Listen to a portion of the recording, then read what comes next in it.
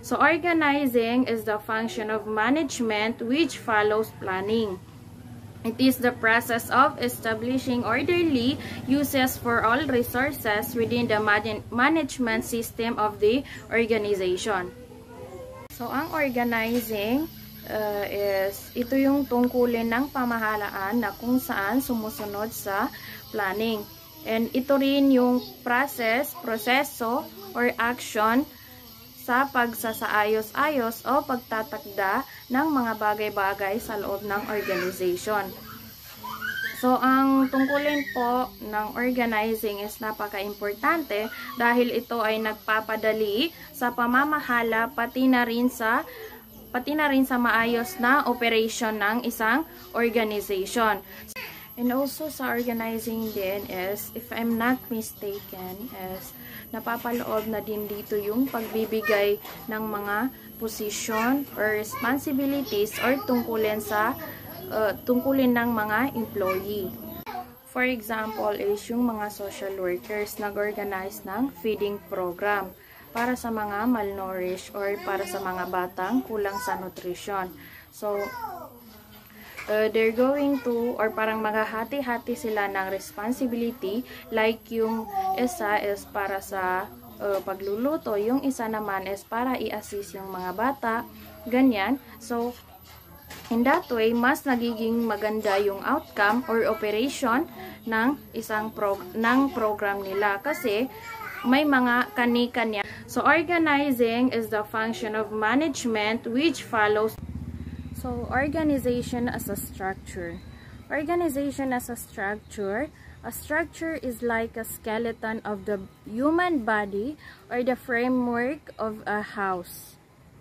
The organizational structure may then as the pattern or network of relationships between the various and the individual holds such positions. It defines the system of relations between elements, factors, and activities within the organization. So, ang structure daw is maihahantulad sa kalansay ng katawan ng tao. Just imagine na lang na yung every part ng kalansay ng katawan ng tao na yon is yun yung magsisilbing positions and various activities ng mga employee doon sa loob ng organization. Kaya yung organizational structure ay nagiging pattern or network siya kasi doon nadidefine kung paano nagkakaugnay-ugnay yung pagkakasunod-sunod ng mga positions, various activities and elements ng mga employees sa loob ng organization. So there are two types of organizational structure. Number one is the formal and the second one is informal. So, ang formal organizational structure refers to one who is established by law.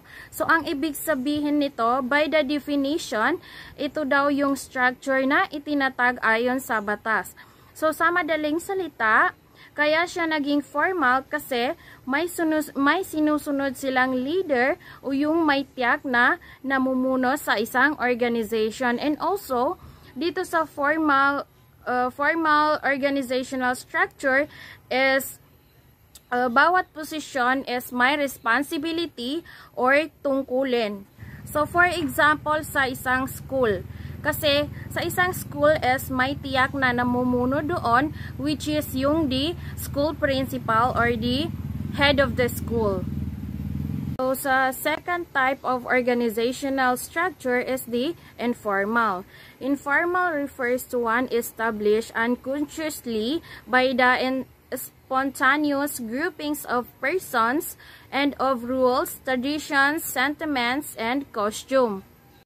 So, sa informal naman guys, is ito yung structure na nabuo ng hindi sinasadya. Sa madaling salita, ito ay binubuo ng mga tao na may personal relationship or samahan na nabubuo batay sa kanilang pagkakaibigan, sa tiwala at wala po itong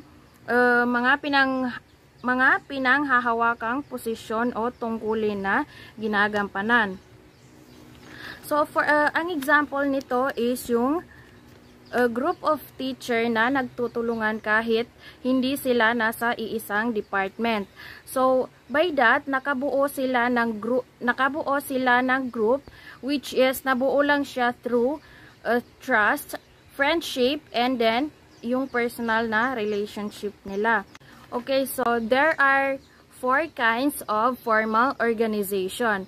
Number 1 is the line organization. Concerned with working towards primary goals, the line authority is from top to bottom. So, ang line organization is, ito yung isa sa type ng formal organization kasi may sinusunod din silang leader. And also, dito naman sa line organization na to, ay ang authority ay mula sa itaas pababa. So, take note that this line organization is straight line, dapat yung pamumuno. So, for example, sa isang small health clinic. So, may namumuno sa kanilang clinic director. Ang sunod naman is si head doctor. Sunod naman si nurses and si nursing assistant. So, by that, nakikita doon kung sino ang namumuno sa kanila, which is the clinic director. So, another example naman is sa isang barangay. Sa isang barangay, ang namumuno naman doon ay si barangay chairman. So, ang sunod ka barangay chairman or ang kanyang pinamumunuan ay si barangay kagawad, barangay tanod at yung mga volunteers doon sa isang barangay. The second one is the functional organization. This is focused on the functions or activities in each unit with a functional specialist or staff supervising the activities of a single subordinate. So, sa functional organization naman is nakafocus naman ito sa tungkulin o gawain ng bawat unit na kung saan ang mga employees ay inaayos-ayos sila according to their specialization or tungkulin or responsibility. So, for example, sa isang hospital, merong mga nakaseparate na department like yung cardiology, which is nakahandle, specialization nila is para sa heart-related condition lang. And sa pediatrics naman is para sa mga focus on care of children. And sa surgery naman is yung mga different types of surgery, ganyan. And then, yung mga radiology or about sa mga utilizing imaging techniques, ganyan. So, and that different department then is meron silang mga head physicians and supporting staff na nagtatrabaho din mismo doon under sa mga department na yon. And number 3 naman is line and staff organization. Line and staff organization made up of line and staff's unit exerting authority over their subordinate. The staff units or specialists assist, advise, suggest, or provide specialized knowledge for the use of the line executives. So, dito naman sa line and staff organization is, ito yung isang uri ng formal organization na kung saan binubuo ng mga unit ng line at staff na may power or kakayahan sa kanilang nasasakupan. So, ang mga staff unit o espesyalista ay tumutulong, nagbibigay payo at mungkahi sa ibang or dun sa nasasakupan niya. So, ang line and staff organization is parang combine siya ng line and staff. So, for example, sa isang school.